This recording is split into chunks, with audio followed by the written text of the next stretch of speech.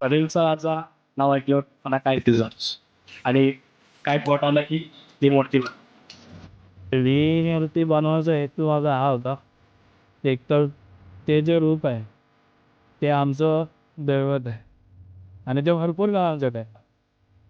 त्यामुळे ती मूर्ती मी डिसाईड केली आणि ज्या पद्धतीत ती मूर्ती बनली होती आणि जे जेव्हा तिचं आगमन झालं तेव्हाच ती लोकांच्या मनावर होत. तेव्हाच डिसाईड केलं की ही मूर्ती पहिले बनवायची.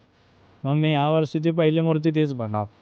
तर सांगायचं झालं तर ॲक्च्युली जसं खंडोबावर आपण बघतो ना ज्या थॉटने मला तोच थॉट डोक्यामध्ये आला की तुला आपल्या समोर खंडोबा उभा आहे करून